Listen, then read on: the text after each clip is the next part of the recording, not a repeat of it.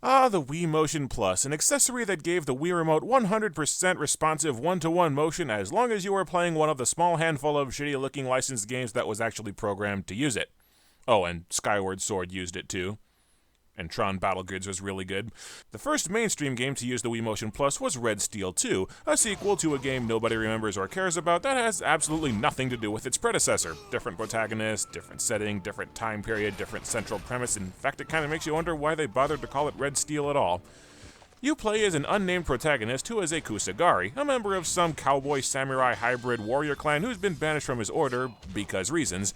Every town in this middle of nowhere has been attacked and taken over by a gang called the Jackals because other reasons. The Kusagari are all dead, and it's up to you to liberate however the hell many identical towns the game forces you through. About an hour in, you kill the main villain, the Jackals leader Pain, and he turns out to be working for a new villain called Shinjiro because reasons. Shinjiro used to be Kusagari but isn't now because reasons, and he's part of the Katakara clan for reasons, and they're evil because other reasons. Shinjiro wants your sword because it's made out of adamantium or some shit, and I was deeply confused about why he didn't already have an adamantium sword if he's wiped out the Kusagari until it's established very late in the game that there's only one adamantium sword and you have it because reasons. Shinjiro wants to make more adamantium swords because reasons. You kill a bunch of dudes and fight Shinjiro, but he gets rescued by some teleporting guy named Okaji. It's implied Okaji is the one calling the shots, and then later it's not, and I don't know what he is. He just works for Shinjiro because reasons.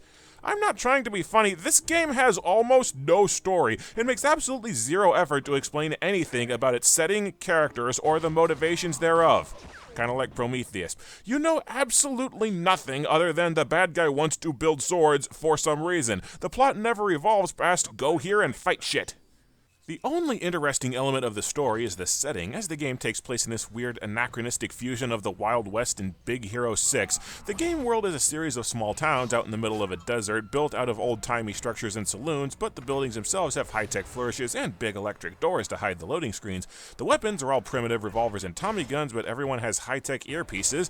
The characters all look Japanese and have Japanese names, yet speak with a typical Hollywood Western accent. The setting is cool and the visual design is fascinating, but the game world is shallow as hell. There's nothing to this setting other than a few cool visuals, and there's nothing substantial to get immersed into. There's no life to the setting. Every level is nothing but tight corridors. There isn't a single scrap of lore outside the 2 or 3 lines about the cliche traditions of the Kusagari, and every location is completely abandoned. There's a grand total of 4 civilians across the entire game.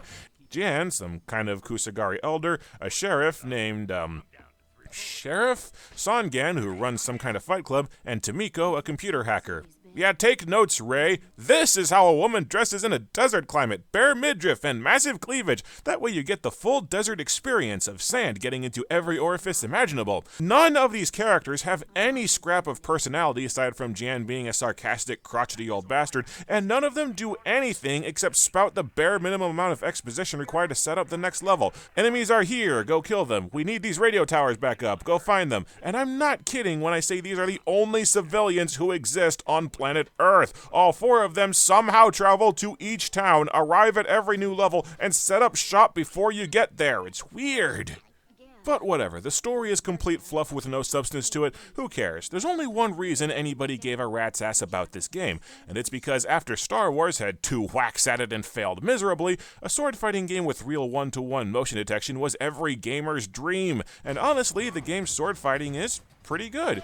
When you get into combat, the game locks onto an enemy so that you can hold the remote as a sword however you want without the pointer screwing with the camera. The game is very precise at replicating your moves with the Wii Remote. You slash in an enemy's direction, the sword actually travels in the exact path you swing through, and seeing the game directly replicate your motions actually makes you feel pretty awesome.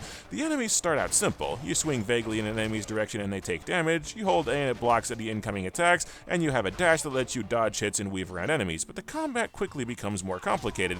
Enemies will launch heavy attacks to where you have to hold the sword in a specific direction to block the attack. Enemies will block attacks so that you have to specifically attack around their guard. Enemies wear armor that require you to swing the remote harder for heavy attacks in addition to being able to use heavy attacks to inflict more damage. And you can swing the remote downward to plunge your sword into an enemy lying on the ground or thrust through enemies that have been stunned to instantly kill them. And this surprised the hell out of me because I've yet to see a single other game that reliably detects thrusting motions. And as the game goes on, enemies stop blocking in obvious patterns, requiring you to experiment with different attacks and remote motions to kill them. The combat requires actual finesse with the sword and a degree of tactics and strategy, and it all controls very smoothly. In addition to sword attacks, you also have a selection of guns to assist you in combat. You start with an 8-shooter pistol that deals shit damage, but you can shoot enemies in the head or knees to stagger them and set them up for a one-shot kill. Yes, shooting an enemy in the head just kind of mildly pisses them off and disorients them. You have a shotgun that deals far more damage and sends an enemy flying backward, a rifle that I didn't buy until late in the game but it seems to make short work of ranged enemies, and a Johnny gun, a basic machine gun that mows enemies down but you rarely find ammo for it. Can't have a sword fighting game where you can pull an Indiana Jones all the time after all. The guns function less as a separate combat system and more as gadgets to supplement your sword, as non-pistol ammo is a limited resource you typically have to ration, and it's a really good system. The guns are also simple as hell to use, just point at the screen, tap B, fire a shot, and then go right back to sword fighting like nothing happened. I especially love when an enemy leaps at you for a flying overhead attack and I just whip out the shotgun, casually blow him back, and move on like nothing happened. Sit down, bitch! The biggest problem with the combat, and do try to actually listen to my points because I'm about to utter a trigger phrase, is that it's too easy. I started the game on medium difficulty, where enemies telegraph their attacks for what has to be a full second, and the dash lets you quite literally run circles around all the enemies. It's easy as piss to dash around enemies, dodge every attack by a mile, and beat the everlasting shit out of every enemy while they struggle to land a hit on you. The combat requires so little real effort that the game just isn't stimulating unless you crank the difficulty up to ninja. On the hard difficulty, the enemies hit harder, they're much faster so that it takes actual reflexes to dodge attacks and land hits. Enemy attacks go off fast enough that they can interrupt your special attacks, increasing the strategy required. On the whole, the gameplay is much more engaging, especially at difficulty and had to go for maximum effort against armored enemies and ninjas. I'd get so distracted wailing heavy attacks at armored enemies I'd forget to block, and the basic ninjas don't have clear patterns, telegraphs, or weaknesses. You really have to duel with ninjas every time one shows up, carefully block and maneuver while landing what hits you can. With the difficulty cranked up, I was really enjoying the game, but it wasn't long before I ran into the second major problem with the combat. As you clear levels, kill enemies, and wreck shit for loose change, you get money that can be used to buy upgrades. You can purchase health expansions, armor, and extra life that sounded shitty so I didn't bother, strength upgrades, firearm upgrades, and a fairly wide arsenal of special moves. But here's the rub. There's at least a good half dozen upgrades and special attacks that break the game like a Kit Kat bar. The Eagle sets up any enemy except one for a one-shot kill regardless of armor or blocking.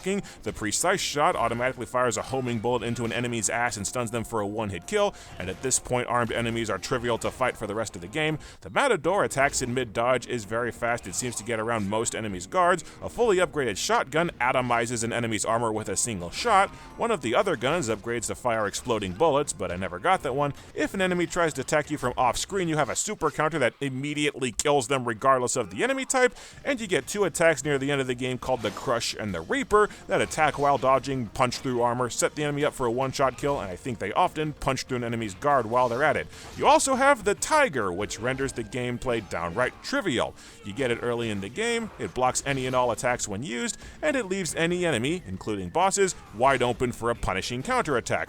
With little practice, you can slaughter any enemy in the game with practically no resistance just by abusing the Tiger. In fact, after I lost a few rounds in the first boss fight with Shinjiro, the game started flashing hints to use nothing but the Tiger. The only reason I didn't use it is because I forgot that I had it, which itself is weird, since you have to practice every single attack in the game about a dozen damn times before the game will let you exit each forced tutorial. So not only are the special moves easy to do and far more powerful than your standard attacks, but there's no limits on how often you can use them, and the game actually gives you more money for using them in combat. Not only is it possible to go through combat using nothing but the overpowered special moves, the game often encourages you to do it. Even with the special attacks and upgrades breaking the combat, it was still fun. The special moves are fun to use, dashing around the field, cutting down everything in your path with over-the-top techniques, but it doesn't have anything to do with real sword fighting unless you hail from the One Piece universe. You're no longer imitating anything vaguely resembling a martial art, you're just entering in the combos for the super attacks. It's still fun, but it stops being the real sword fighting game that a lot of players were hoping for. And alas, there was a third and final fatal flaw in the game's combat yet to rear its ugly head. As you get further into the game and the game gets more desperate to crank up the difficulty, it starts sending you against enemies that are, for want of a better term, bullshit. There are three piss-annoying enemies: the chain gunners, the tall, bald, shirtless guys with double-sided staff sword things, and the shredder wannabe clawed ninjas who just about become the standard enemies in the last few levels. These enemies are immune to damage. They automatically block or dodge every single attack you land on them, aside from a rare lucky hit, and every time they avoid one of your attacks, they whirl around and automatically hit you for a ton of damage. No hint or explanation, you just start fighting these enemies and wonder why the hell all of your attacks are bouncing right off of them. Eventually you figure out, or die enough times for the game to flash a hint, that each of these enemies is only vulnerable to specific special attacks. I'm still not entirely sure I figured it out, but both ninjas are vulnerable to the super counter, tiger, and eagle, because those attacks work on everything, and the only other attack I got to work on them was the matador. Everything else they shrug off and counterattack. Even whipping out the machine gun to kill these bastards, they just dance around, somehow dodging all of my fire whilst pot-shotting me to death with their own guns.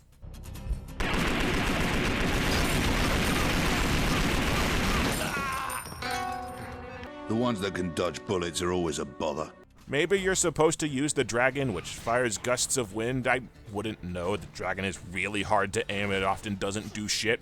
The chain gunner, meanwhile, is only vulnerable to the bear, a ground-pound attack that doesn't do jack to any enemy in the game except the chain gunner. These guys aren't even hard to kill. Just dodge until they stop shooting, use the bear, wail on them, and then repeat 5 or 6 more times. So we've got an attack that only exists to fight one enemy, and one enemy who only exists to force you to use an otherwise useless attack. It's confusing and frustrating that you keep fighting enemies that kill you unless you use one strict strategy with no hint as to what that strategy is. So not only does the game encourage you to abandon sword combat and use nothing but special moves, by the end it's damn near railroading you into it. And yeah, these fights would probably be easier if I bumped the difficulty back down, but playing the entire rest of the game on hard without troubles, lowering the difficulty now just felt like quitting. The game has 6 actual levels, and in between levels you're dumped into a small town. Each town is a small, claustrophobic, everything looks the same, empty, built out of corridors, devoid of life, visually boring sandbox. Each town has a series of story missions and a few side missions. Once you clear all the story missions, you leave the town and play the next level. The problem is that the towns are so damn boring. Each one is a series of tight, empty hallways with barely any room for exploration. Every now and then a few enemies will attack you, but never in large enough numbers for the combat to be any kind of satisfying. All of the story missions boil down to either follow the arrows to the small enemy group you need to fight, or go to the next techno doohickey you need to operate to advance the plot. Usually either the controls to a bridge or a radio tower, because it's a Ubisoft game. Of course there are radio towers. I think Ubisoft has a sexual attraction to radio towers. It's just empty, tedious filler between the actual good parts of the game, because the levels themselves have a ton of enemies, thrilling combat, and plenty of places to explore looking for loose cash, but the levels constitute less than half the game, and they're broken up by being steered by the nose around an empty map for over half an hour at a time. There really is no point to doing any of the side missions. Your only reward for doing them is money, which I didn't need, and they're all tedious, annoying fetch quests. Find 10 wanted posters, find the 10 chests containing ammo, find 4 totems, find 10 more wanted posters, find all 8 trucks, operate 3 radio towers, find yet another 10 wanted posters, while the game coyly remarks about how it keeps repeating itself. I was much happier after I'd resolved to ignore all this crap. It's not even fun to explore the sandboxes, it's all just filler.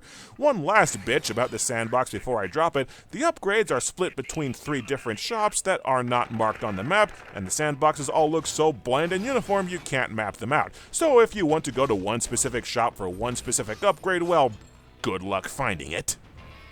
It seriously feels like Ubisoft just made half of a video game and then relentlessly added layer after layer after layer of padding until they could pass it off as a full game. The game's 6 levels are really fun, but it's a long-ass slog through boring sandboxes strung along a pointless filler story to get to the good parts. Hell, do you want to know how little the game cares about its own plot and characters? Before the last level of the game, Jan and Tomiko get kidnapped. Jan is never seen, heard from, or mentioned again despite still being alive, and Tomiko just gets rescued out of nowhere in a pointless cutscene. Why did they even bother including this? Oh, boob jiggles, that's why. Half the game feels phoned in, and with no semblance of a compelling story sustaining the slow parts of the game, there's not a lot to keep you invested. It's a shame, because this could have been a pretty sweet game if they hadn't phoned in a story and extended the game's length with empty padding. The final boss fight with Shinjiro is awful. If you even try to attack him, he automatically blocks it and takes off a ton of your health. The only way to fight him is to block every attack he launches until he tries to do 3 heavy strikes in a row, then he stops long enough to land some hits. You have no way of knowing this until you've tried fighting him and gotten butchered a few times. What drove me up a wall is that he has 3 separate attacks that have a long range, are telegraphed, can't be dodged, at least on the hard difficulty, can't be blocked, and one of them knocks off over a full health bar at once. I swear he's intentionally programmed to knock you down to 1 hit point as soon as the fight starts, and they just disguised it to look like he's hard instead. I also had to quit the game because of a technical issue. See, the Wii Motion Plus has nearly perfect one-to-one motion detection, but it still has its limits. If you play for an extended period of time, the device can start acting up and require recalibration. It doesn't happen often, but it does happen. Wii Sports Resort lets you pause and set the remote on the ground to recalibrate it any time that you want. It only takes a few seconds, so no big deal. But Ubisoft either didn't know or just didn't care that the device needs recalibration every now and then. Red Steel 2 calibrates the Wii Motion Plus once when you start playing, and that's it. You can't recalibrate it without exiting the game. So when the Wii Motion Plus started acting up and I couldn't block any of Shinjiro's attacks and the game became unwinnable, I was forced to exit the game and get back in to force the game to recalibrate the Wii Motion Plus. So, way to ruin an already lousy boss fight. And then the game just cuts off. You kill Shinjiro, the end. Cut to black. Even the credits are half-assed. Music just stops playing halfway through them.